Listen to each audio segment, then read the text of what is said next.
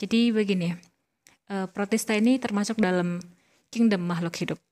Jadi kingdom makhluk hidup itu klasifikasinya ada 3 kingdom. Klasifikasi makhluk hidup itu ada 3 kingdom, kemudian ada yang 5 kingdom dan ada yang 6 kingdom.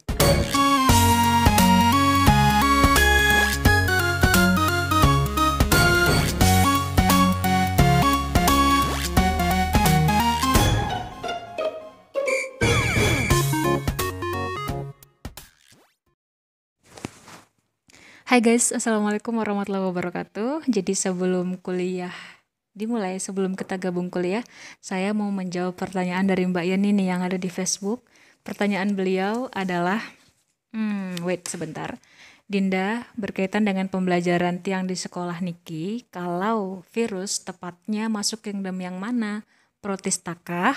Syukron penyerahannya dek, maklum bukan orang biologi. Ya, jadi Mbak Yeni adalah guru fisika di salah satu sekolah yang ada di Lombok Barat.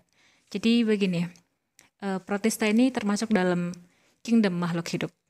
Jadi kingdom makhluk hidup itu klasifikasinya ada 3 kingdom. Klasifikasi makhluk hidup itu ada 3 kingdom, kemudian ada yang 5 kingdom dan ada yang 6 kingdom. Nah, yang 3 kingdom ini ada Monera, ada Plante, kemudian ada Animalia. Kemudian kalau yang klasifikasi 5 kingdom itu ada Monera, kemudian ada Protista, Fungi, lalu ada Plante, dan ada Animalia.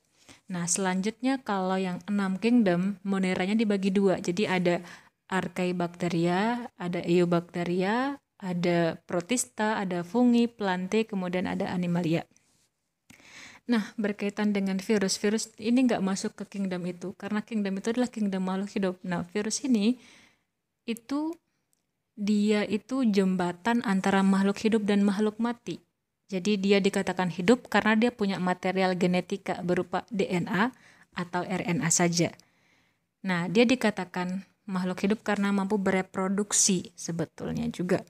Tetapi si virus ini nggak bisa bereproduksi kalau nggak di tubuh inangnya.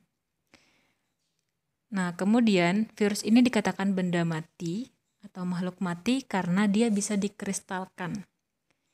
Dulu ketika virus ini ditemukan, ketika waktu itu para ilmuwan mengetahui dia bisa bereproduksi lalu tiba-tiba bisa dikristalkan, dunia itu waktu itu mungkin kaget gitu ya, menarik untuk dibahas karena kalau virus itu makhluk hidup, sesederhana apapun makhluk hidup itu dia nggak akan pernah bisa dikristalkan. Nah, sehingga virus ini dikatakan benda mati karena dia itu bisa dikristalkan. Lalu terkait dengan susunan tubuh. Jadi, protista, kemudian bakteri, kemudian fungi, plante, dan animalia itu adalah organisme hidup. Nah, si virus bukan organisme, karena syarat suatu makhluk dikatakan organisme itu dia disusun oleh sel. Kita tahu bahwa hierarki kehidupan itu dimulai dari atom, kemudian molekul organik, kemudian menjadi sel, sel menjadi jaringan, jaringan kemudian berkumpul membentuk sebuah organ, organ menjadi sistem organ, lalu kemudian akan terbentuklah organisme. Nah, virus ini dia nggak disusun oleh sel, sehingga kita nggak bisa mengatakan dia sebagai organisme. Virus biasanya tersusun oleh virion. Virion ini berupa racun.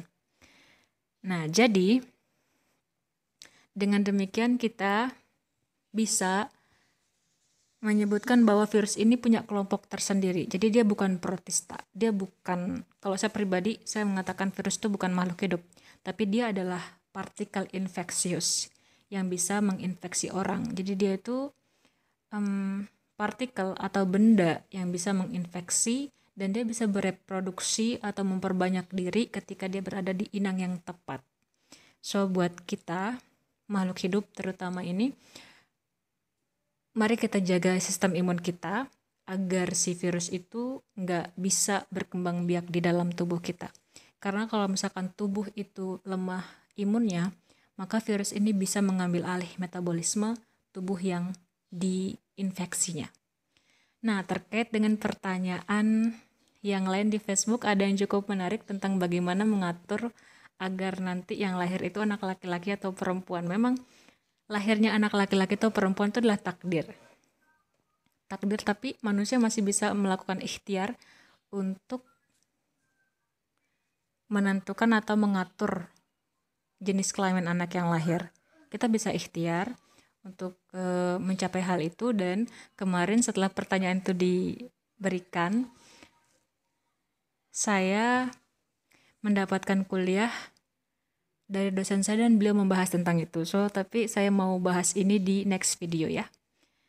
Dan untuk hari ini cukup sekian karena saya mau segera gabung ke kuliah online.